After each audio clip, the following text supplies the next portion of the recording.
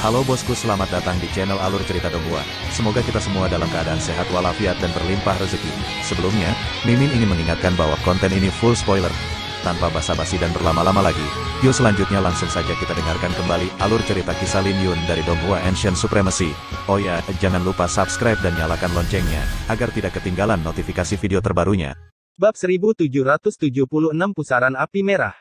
Menurut aturan kelompok Teh Martial Dao, dengan kekalahan Si Kong Yuan, pemenangnya tidak bisa pergi setelah itu, sehingga Sekte Ming bisa terus mengirim orang keluar. Sederhananya, ini adalah kesempatan bagi mereka untuk membalas dendam. Jika kekuatan lain ingin menantang Lin Yun, mereka harus menunggu. Semua orang awalnya mengira Yuan Xiu dari kultus Ming akan terus mengirim orang setelah kekalahan Si Kong Yuan. Tetapi mereka terkejut melihat bahwa Yuan Xiu tidak mengucapkan sepatah kata pun, dan dia bahkan menggelengkan kepalanya ke arah para jenius lain dari kultus Ming ketika mereka menanyakannya. Yang Yu dari Sekte Api Surgawi ada di sini untuk menantang juara perjamuan Nirwana.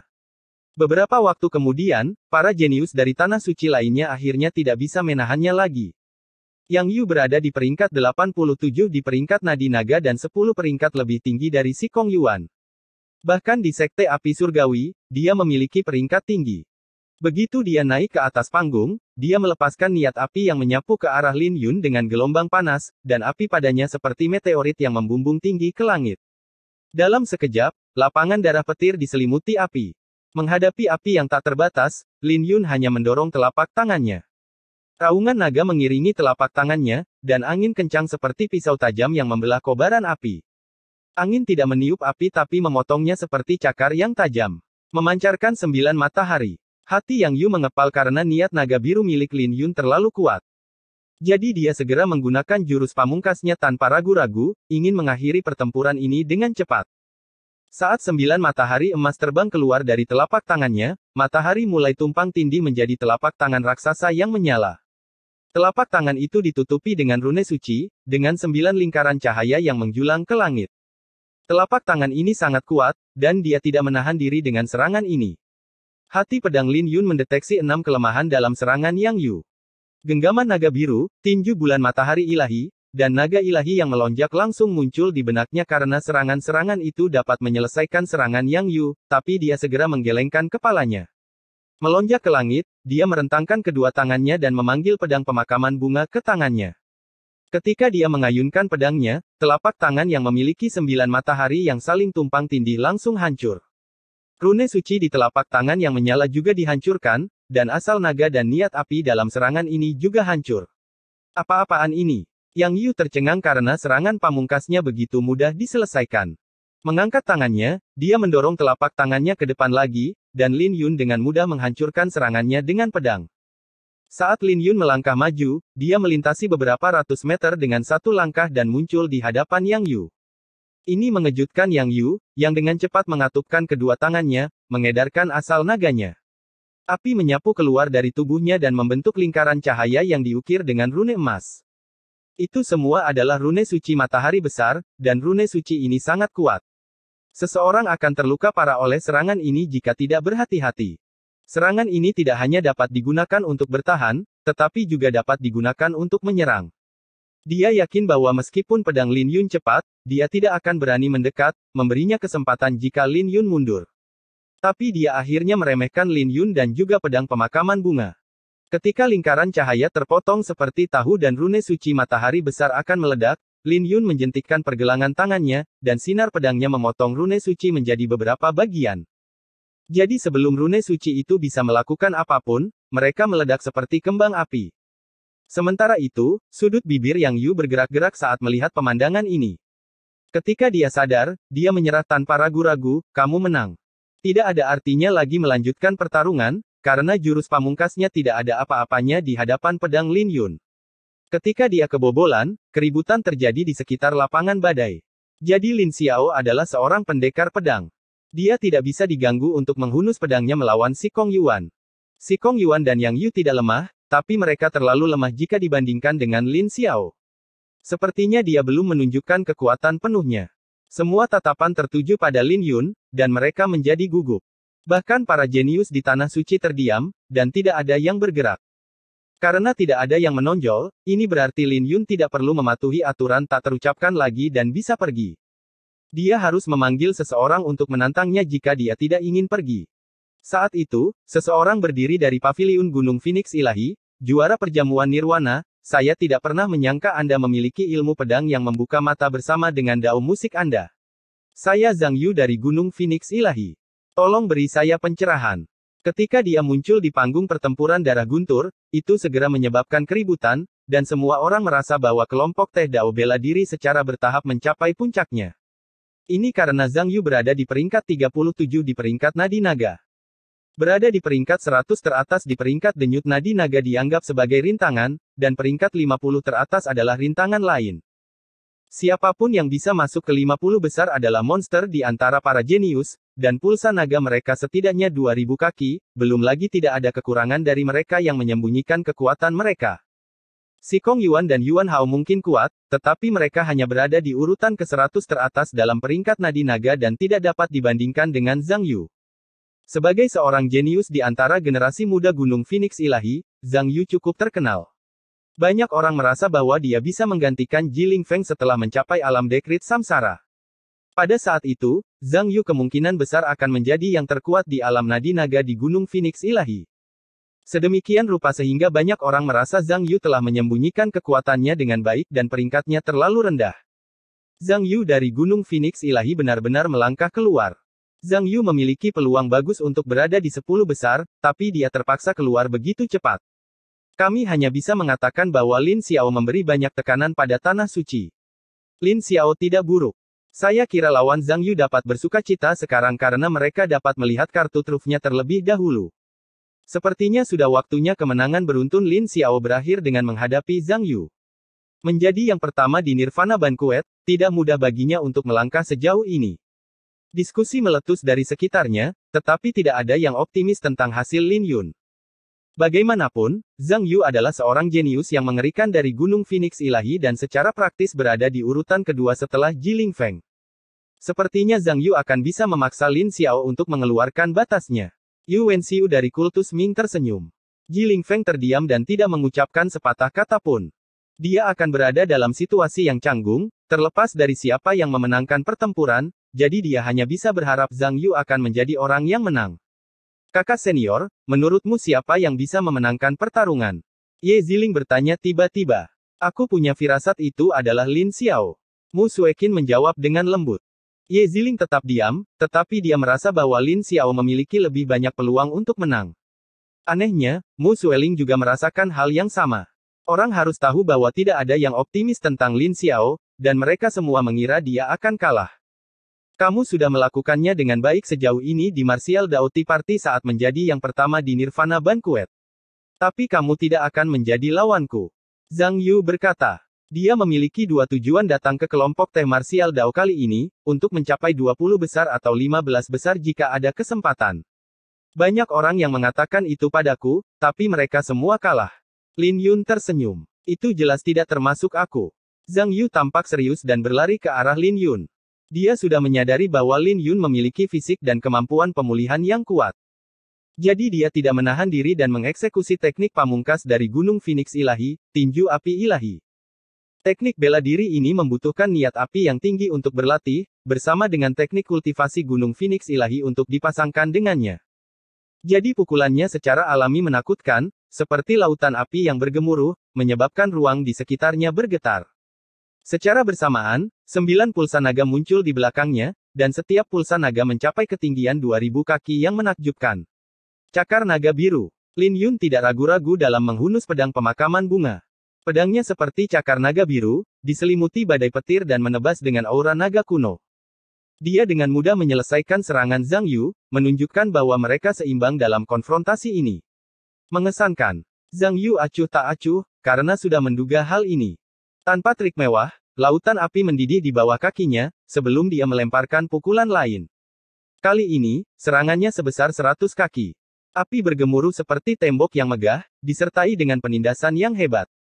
Tapi Lin Yun menghadapinya secara langsung, melepaskan sinar pedang sepanjang 10 kaki yang menyambar seperti ekor naga, melepaskan angin kencang dan petir di jalurnya.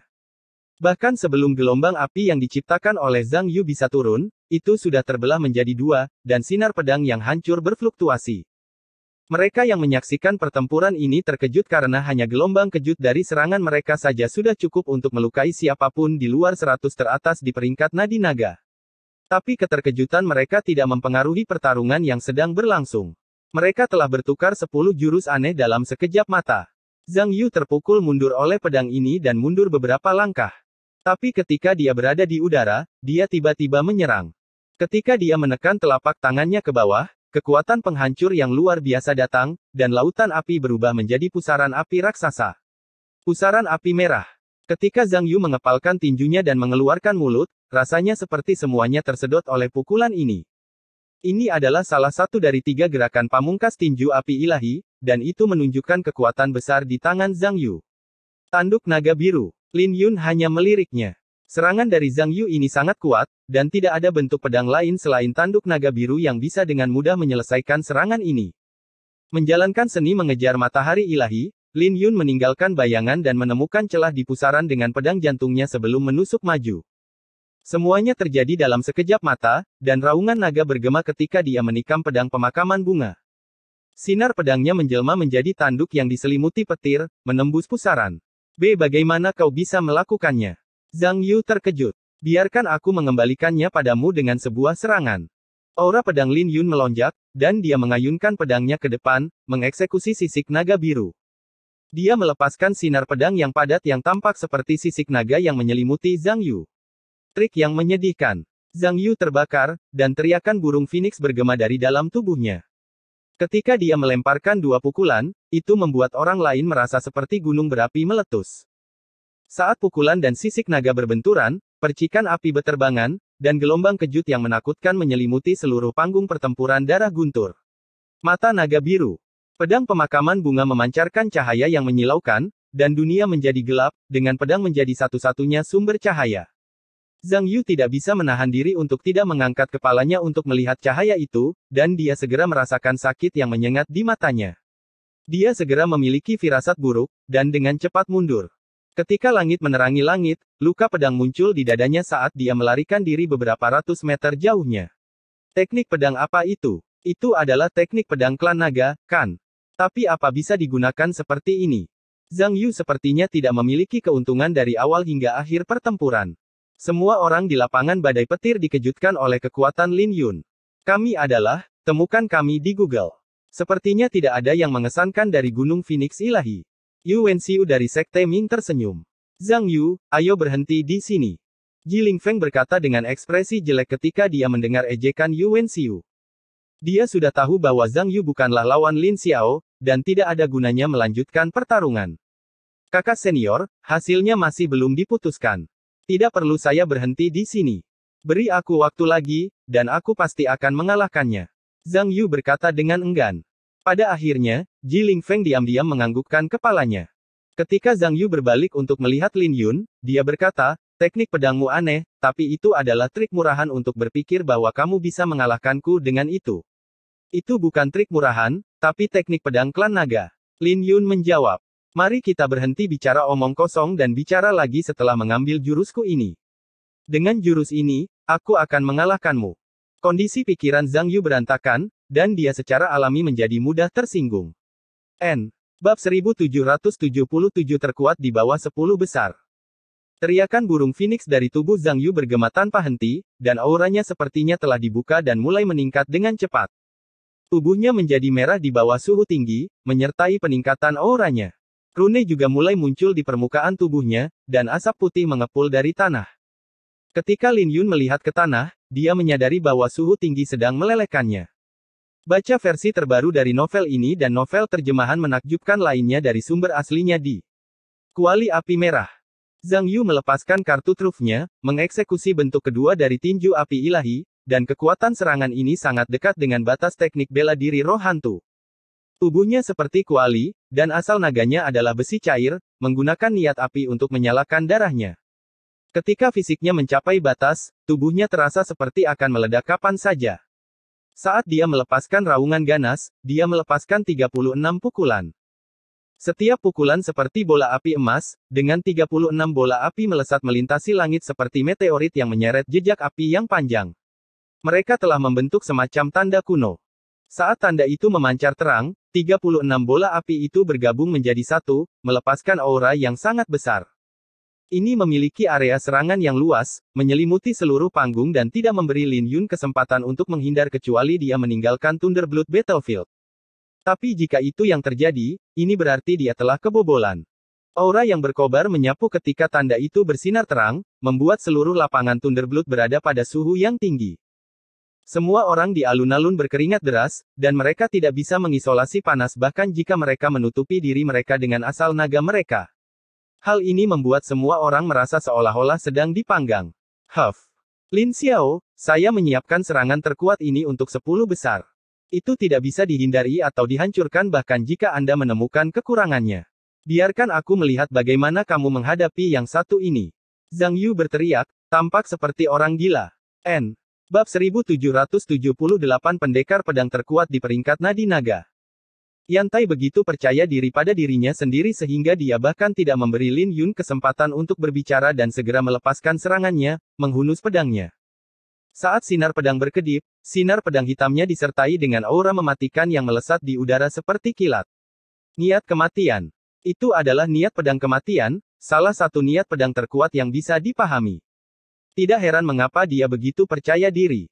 Seruan pecah dari kerumunan, dan mereka menatap Yantai dengan kaget. Lin Yun menghindari sinar pedang ini, sambil merasakan kemiripan pada sinar pedang hitam dengan energi yang lebih rendah. Aroma kematian bisa merusak semua kehidupan, dan niat kematian sulit untuk dipahami. Jadi lebih sulit lagi untuk menggabungkannya ke dalam niat pedang seseorang.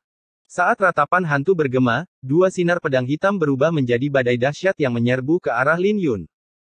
Badai itu membuat pakaian dan rambutnya berkibar tertiup angin sebelum dia menusukkan pedangnya 2 kali. Ketika ledakan keras bergema, dua badai mematikan itu hancur. Arus udara yang kacau menyapu Yantai di dalamnya saat dia menusukkan pedangnya, melepaskan badai mematikan dengan setiap pedangnya. Lin Yun sangat menyadari betapa menakutkannya kekuatan kematian itu, dan itu akan memberikan pukulan yang signifikan pada asal naganya jika dia bersentuhan dengannya. Sifat korosifnya bukanlah sesuatu yang bisa dia pulihkan dengan cepat, bahkan dengan fisik suci naga biru. Dia tahu bahwa dia telah bertemu dengan musuh yang tangguh sekarang.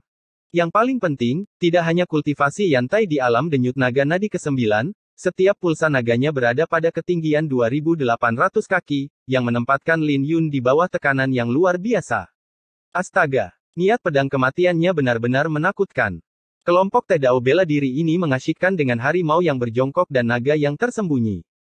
Baca novel ini dan novel terjemahan menakjubkan lainnya dari sumber aslinya di Bab 1779 Ketenaran mengguncang seluruh kehancuran timur. Nyawa Yantai sudah tidak ada lagi di tangannya saat ini. Luka-lukanya sudah sembuh total, dan dia akan mati jika Lin Yun menginginkannya. Lingkungan menjadi hening, dan semua orang terkejut dengan pemandangan ini. Mereka tidak tahu apa yang coba dilakukan Lin Yun, dan banyak jenius tanah suci saling memandang dengan alis menyatu, saat menyaksikan adegan ini, dan tampak sangat gugup. Wajah Yantai mendung, dan cahaya kejam melintas di pupil matanya. Dia dengan dingin berkata, Lin Xiao, bunuh aku jika kamu mau.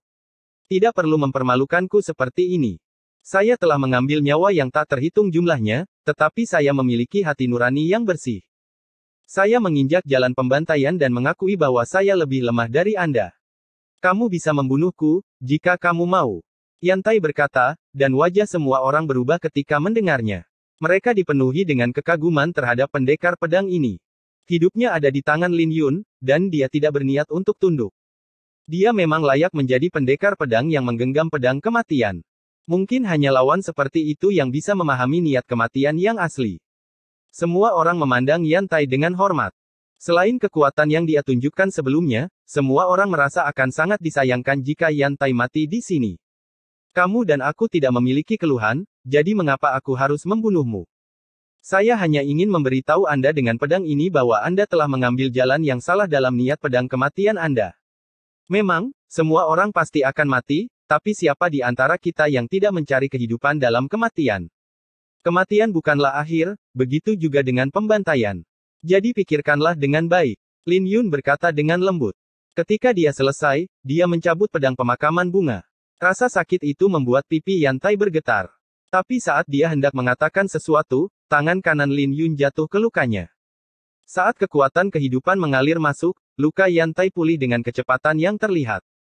Ketika Lin Yun menjauhkan tangannya, lukanya sudah sembuh dengan sempurna. Ini mengejutkan Yantai. Ketika dia mengangkat kepalanya, dia bisa melihat kekaguman di mata Lin Yun, dan dia tahu Lin Yun tidak mencoba mempermalukannya. Mengingat apa yang dikatakan Lin Yun sebelumnya, Yantai menangkupkan kedua tangannya, terima kasih. Sama-sama. Lin Yun tersenyum. Sejujurnya, Lin Yun mengagumi Yantai sebagai seorang pendekar pedang. Jika dia tidak memiliki pedang hati dan pedang pemakaman bunga, tidak akan mudah baginya untuk mengalahkan Yantai. Dia bahkan mungkin memiliki sedikit peluang untuk kalah karena Yantai menggenggam niat pedang kematian, dan Lin Yun tidak memiliki niat pedang bermutu tinggi. Apa sebutan pedang di tanganmu?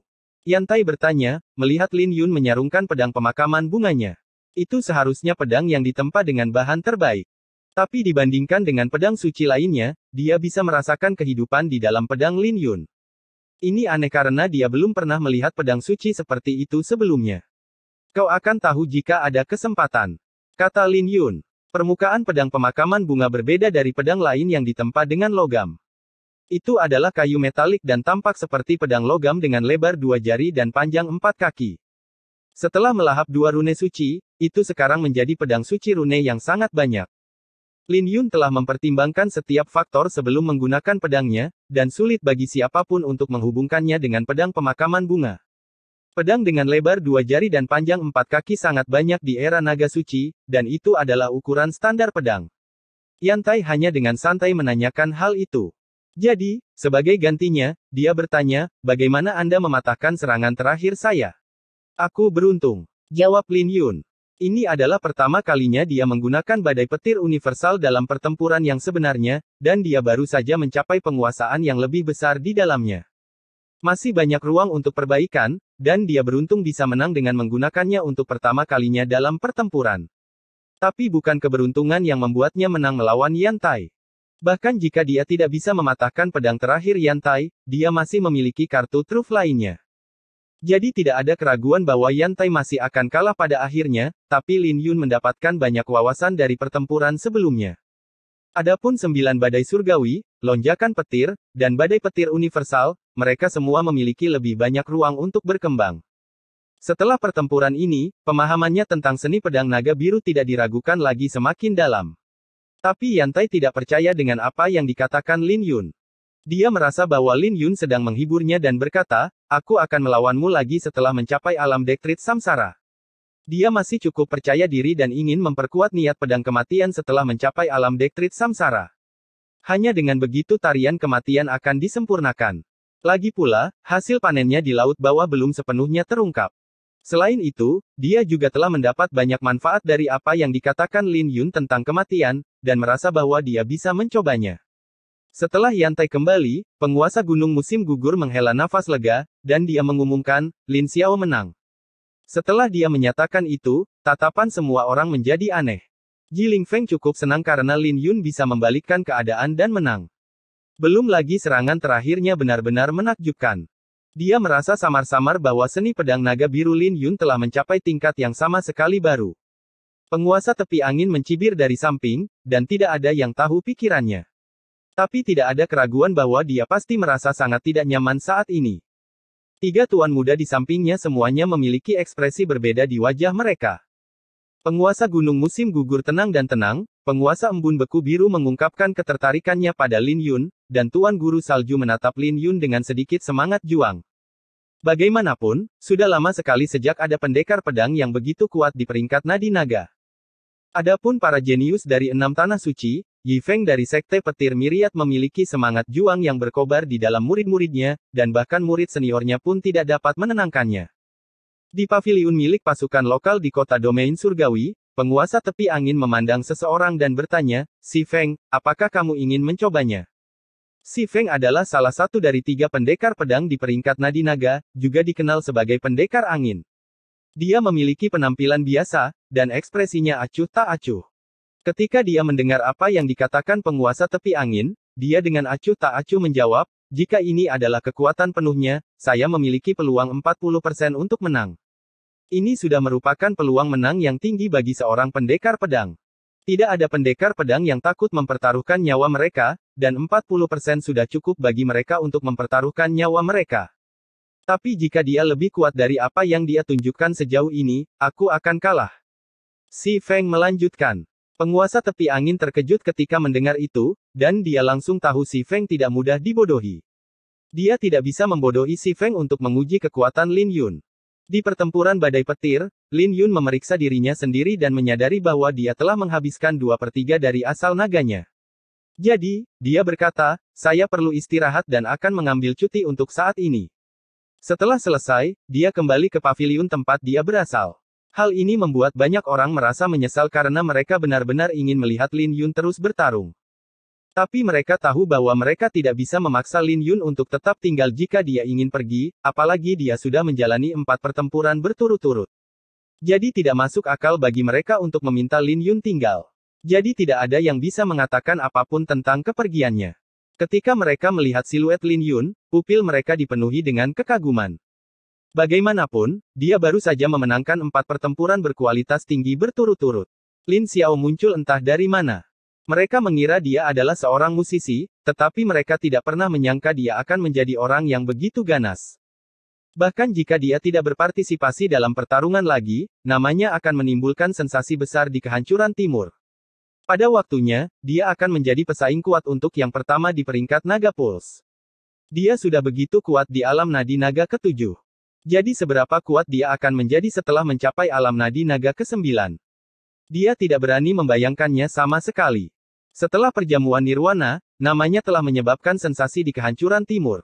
Tapi sekarang, dia telah menjadi pendekar pedang terkuat yang tak terbantahkan di peringkat Naga Pulse. Ribuan pendekar pedang di peringkat nadi naga akan menghormatinya karena itu, dan ini tidak ada bedanya dengan ikan mas yang melompat melalui gerbang dan berubah menjadi naga. Dari mana Lin Xiao ini berasal? Dia muncul entah dari mana, dan tidak ada yang terdengar tentang dia sebelumnya.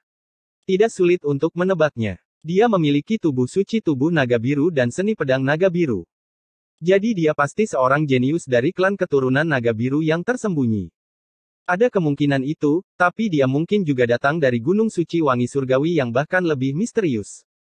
Jika tidak masuk akal bagaimana dia bisa menjadi yang pertama di perjamuan nirwana dan bahkan membuat pohon 3 nyawa mekar. Aku menyebutnya omong kosong. Pernahkah kamu melihat seseorang dari Gunung Suci Wangi Surgawi yang memiliki fisik suci naga biru dan seni pedang naga biru? Dia mungkin berasal dari klan tersembunyi dari garis keturunan naga biru. Lalu bagaimana kau akan menjelaskan bahwa seseorang dari garis keturunan naga biru bisa memiliki pencapaian yang tinggi dalam musik Dao yang bahkan Mei Zihua tidak bisa mengalahkannya? Orang-orang di sekitarnya terus berdiskusi dan berdebat. Mereka semua penasaran dengan identitas Lin Yun. Mereka tidak bisa menahan diri karena penampilan Lin Yun terlalu menarik perhatian. Dia seperti seorang yang tidak diunggulkan yang muncul entah dari mana di Martial Dao Tea Party, dan tidak ada yang bisa mengabaikannya. Sementara semua orang berdebat, seseorang bertanya, apakah ada kemungkinan dia berasal dari klan tersembunyi dari garis keturunan naga biru, tapi dibesarkan di Gunung Suci Wangi Surgawi? Bukankah ini penjelasan yang sempurna? Lingkungan menjadi hening karena semakin mereka memikirkannya, semakin mereka merasa itu mungkin. Bagaimanapun, itu tidak bertentangan bahwa dia berasal dari garis keturunan naga biru dan Gunung Suci Wangi Surgawi. Di paviliun Sekte Pedang, Ye Ziling memandangi siluet Lin Yun untuk waktu yang lama sebelum dia mengalihkan pandangannya. Ekspresinya gelap, dan bahkan ada jejak kesedihan di wajahnya. Ada apa? Mu Suekin tersenyum. Dia bertanya, apakah kamu memikirkan adik laki-laki Lin?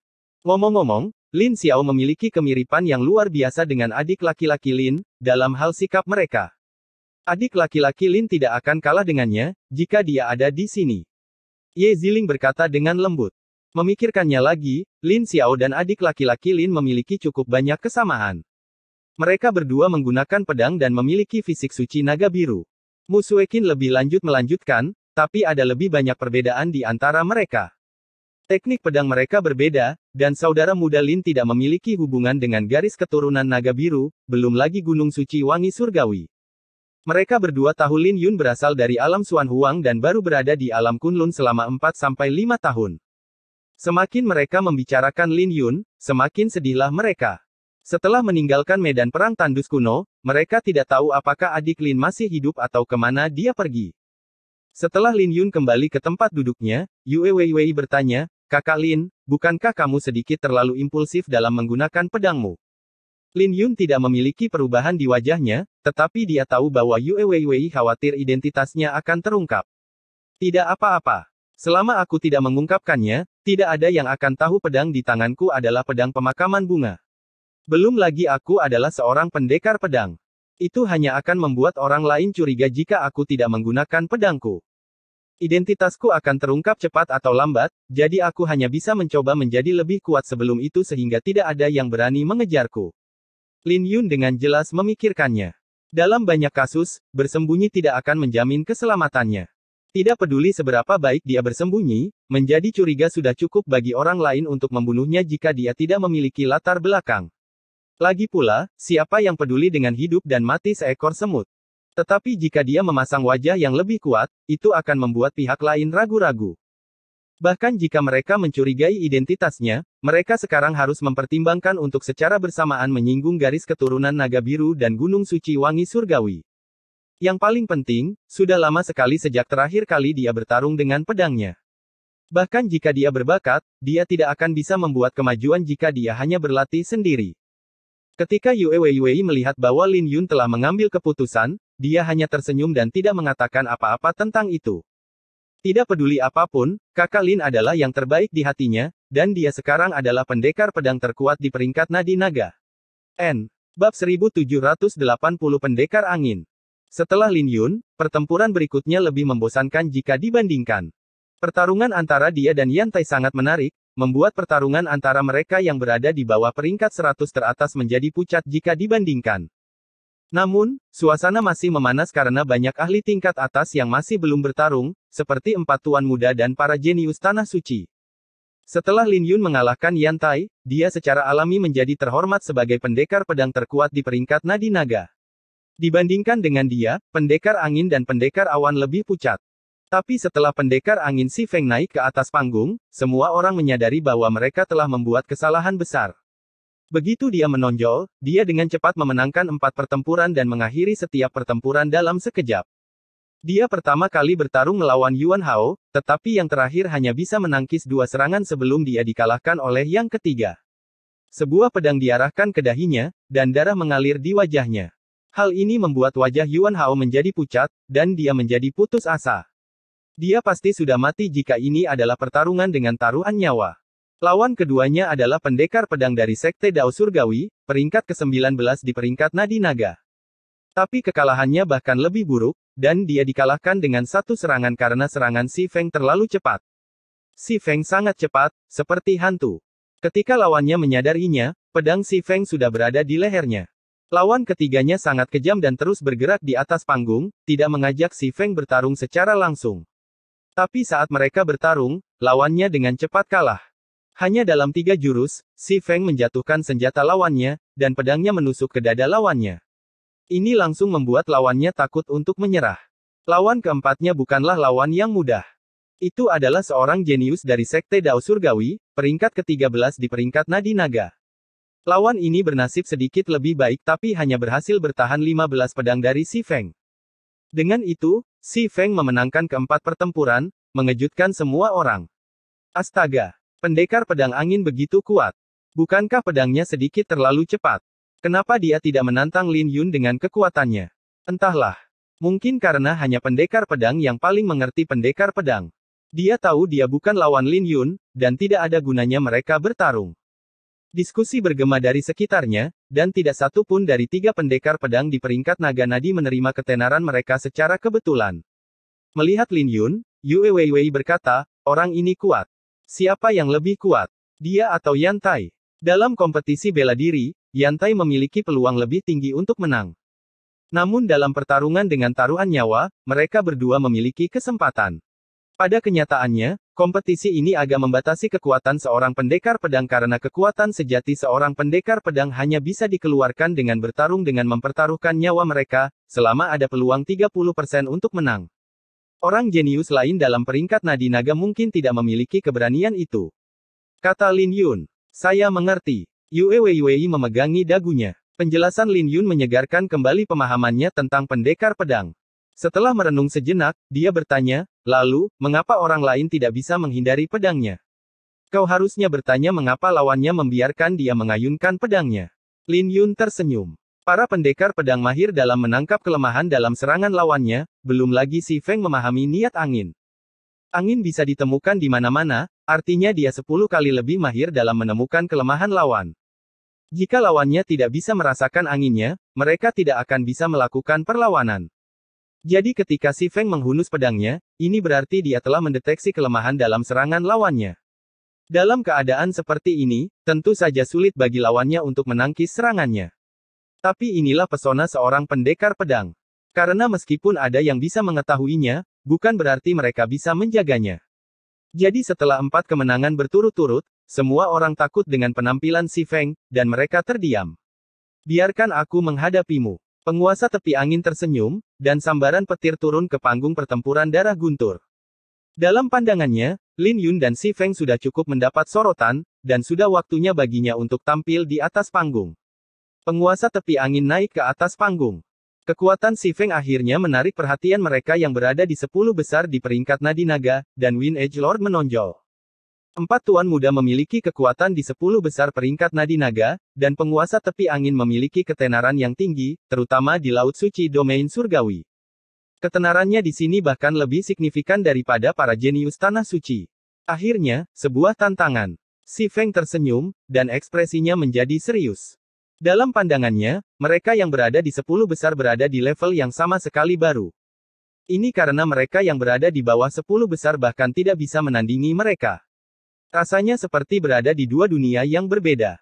Semua orang yang berada di 10 besar di peringkat nadi naga telah mencapai batas dalam kultivasi mereka, dan Anda tidak akan mengerti betapa menakutkannya mereka jika Anda tidak menyaksikan kekuatan mereka. Tapi seorang pendekar pedang tidak perlu peduli tentang itu. Selama ada 30% peluang untuk menang, itu sudah cukup bagi mereka untuk mencobanya, belum lagi peluang mereka yang sebenarnya mungkin tidak hanya 30%. Si Feng dan penguasa tepi angin berada beberapa ratus meter jauhnya, dan angin sepoi-sepoi tiba-tiba bertiup melintasi pertempuran badai petir. Saat angin bertiup, penguasa tepi angin bergerak. Gerakannya ringan dan gesit, dan dia langsung muncul di hadapan Si Feng. Baru pada saat itulah Si Feng mencabut pedangnya sejauh 3 inci, melepaskan sinar pedang yang menyilaukan dan menerangi sekelilingnya dengan aura pedang yang sangat kuat. Tapi dia terputus pada saat berikutnya ketika Wind Edge Lord menamparkan gagang pedang Si Feng, memaksa pedang itu kembali ke dalam sarung pedang. Metode serangan Wind Edge Lord sederhana namun sombong. Dukung kami di.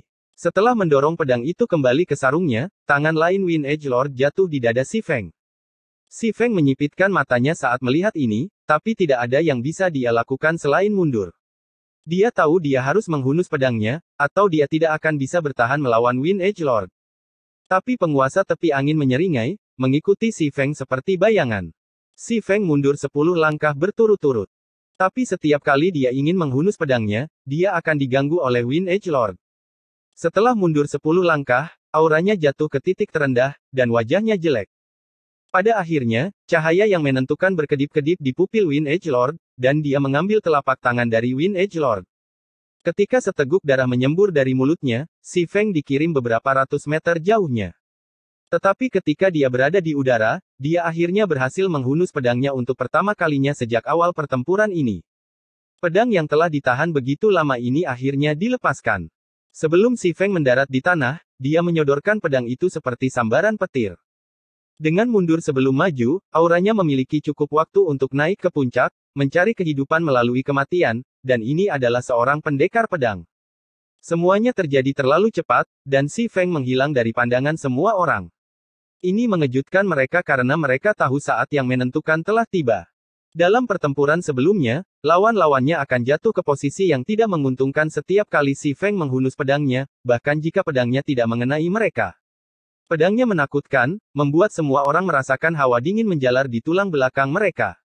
Tapi penguasa tepi angin tidak memiliki rasa takut di wajahnya, dan dia mendorong telapak tangannya ke bawah. Dengan sebuah ledakan, Si Feng dipaksa untuk menunjukkan dirinya di udara. Saat riak menyebar di angkasa, pedang Si Feng mulai melambat semakin dekat dengan penguasa tepi angin. Ini membuat penguasa tepi angin tersenyum, dan dia mencengkeram pedang Si Feng dengan dua jari. Ini mengubah wajah Si Feng, tapi penguasa tepi angin melemparkan pedang itu sebelum dia bisa mencabut pedangnya kembali. Kekuatan di balik lemparan itu membuat Si Feng berputar tak terkendali di udara. Saat dia mendarat di tanah, dia mundur 3 langkah sebelum memuntahkan seteguk darah lagi. Tapi Si Feng bukanlah orang yang mudah menyerah. Dia bukan pendekar pedang biasa dan mempertahankan ketenangannya, bahkan setelah berada dalam posisi yang tidak menguntungkan. Dia memegang tangannya dengan kedua tangan, dan angin kencang mulai menyapu sekelilingnya, dengan angin yang tak terlihat bersinar dan mekar seperti bunga. Ayo akhiri permainan ini. Penguasa tepi angin mencibir.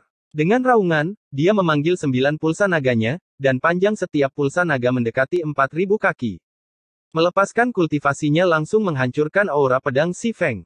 Si Feng memuntahkan darah untuk ketiga kalinya sebelum dia jatuh ke tanah dengan satu lutut. Tekanan dari pulsa naga Wing Edge Lord seperti pasukan, membuatnya terlihat seperti dewa perang di medan perang. Penguasa tepi angin menang. Ketika penguasa gunung musim gugur melihat bahwa Si Feng tidak menunjukkan niat untuk kebobolan, dia dengan cepat mengumumkan hasil dari pertempuran ini karena dia tidak ingin Si Feng kehilangan nyawanya di sini. 3 pendekar pedang dari peringkat nadi naga sepertinya tidak mengesankan. Penguasa tepi angin menyeringai, dan melirik samar-samar ke arah Lin Yun. Semua orang bisa mengerti arti di balik kata-katanya. Dia tidak hanya meremehkan ketiga pendekar pedang itu tapi juga pada Lin Yun, yang memiliki popularitas tinggi. Berdasarkan kekuatan yang dia tunjukkan, dia memenuhi syarat untuk mengucapkan kata-kata itu. Si Feng melirik ke arah penguasa gunung musim gugur tapi pada akhirnya tidak mengatakan apa-apa tentang yang terakhir yang mengumumkan hasilnya. Sebaliknya, dia berkata, jika ini adalah pertarungan dengan nyawa kita dipertaruhkan, aku tidak akan kalah begitu parah. Anda harus bersukacita karena kita hanya bertarung dalam pertarungan persahabatan, atau Anda akan kalah dengan sangat telak. Kamu harus tahu mengapa tidak ada pendekar pedang yang berada di peringkat 10 besar peringkat denyut nadi naga. Pendekar pedang mungkin tampak tak kenal takut pada kematian, tapi kebanyakan mengambil jalan yang salah. Itu adalah kasus yang sama untukmu. Penguasa tepi angin terkekeh. Sekali kau bertemu dengan seorang ahli sejati, kau hanya akan kalah telak. Jika itu adalah Yuan Hao, yang sebelumnya kau kalahkan, dia mungkin bisa bertahan lebih lama di tanganku. Tidak ada yang bisa saya katakan tentang itu karena saya kalah, tapi Anda benar-benar bodoh. Si Feng berkata, menyipitkan matanya. Siapapun bisa tahu dia tidak senang, terutama ketika pendekar pedang pada umumnya diejek. Tapi tidak ada yang bisa dia katakan karena dia kalah, dan itu adalah usaha yang sia-sia untuk memperdebatkannya. Aku tidak menyangka 10 besar di peringkat nadi naga begitu kuat. Pendekar angin bahkan tidak bisa melakukan perlawanan terhadap penguasa tepi angin. Apa yang kau pikirkan? Meskipun peringkat nada naga hanya dapat digunakan sebagai referensi, peringkat tersebut tidak sepenuhnya tidak berguna, atau mereka akan ditendang keluar dari 10 besar sejak lama. Apakah pendekar pedang begitu lemah? Jelas tidak. Penguasa tepi angin mengatakan itu dengan sengaja, dan dia jelas mengincar Lin Xiao. Dia pernah berseteru dengan Lin Xiao sebelumnya. Diskusi bergema dari sekitarnya, membuat banyak orang ragu apakah menjadi pendekar pedang itu berharga dan bertanya-tanya apakah mereka tidak berharga. Karena Win Edge Lord telah mencapai tujuannya, dia tidak lagi melanjutkan pertarungan dan pergi. Sesosok tubuh tiba di paviliun Lin Yun dan duduk di seberangnya. Itu adalah Si Feng. Setelah dikalahkan, dia tidak kembali ke posisinya, tetapi datang ke paviliun tempat Lin Yun dan Yue Weiwei berada. Kuharap kalian berdua tidak keberatan aku duduk di sini. Si Feng tersenyum. Tentu saja tidak. Lin Yun tersenyum. Yue Weiwei tidak mengucapkan sepatah kata pun, tapi dia jelas tidak keberatan dengan kedatangan Si Feng. Melihat Si Feng meneguk anggur dalam depresi, Lin Yun bertanya, sepertinya pendekar pedang sepertinya tidak memiliki situasi yang positif di peringkat denyut nadi naga kehancuran timur. Tidak juga. Pedang Dao memiliki dasar yang kuat di Sekte Dao Surgawi. Gunung Phoenix Ilahi dan Sekte Ming juga memiliki ahli yang menggunakan pedang. Tapi mereka terlalu brutal ditekan oleh Jian Jingtian di peringkat nadi naga, dan mereka telah lama membuat terobosan ke alam dektrit samsara. Si Feng tersenyum pahit. Sekarang Jian Jingtian tidak lagi berada di peringkat nadi naga dan tidak ada pendekar pedang di 10 besar, ini menjadi alasan mengapa penguasa tepi angin begitu sombong. Tapi aku merasa dia telah meremehkanmu. Jadi, katakan padaku, berapa peluangmu untuk mengalahkannya? Si Feng tidak senang karena dia kalah dari Win Edge Lord dan hanya bisa menaruh harapan pada Lin Yun. Tapi Lin Yun hanya menjawab dengan senyuman dan tetap diam.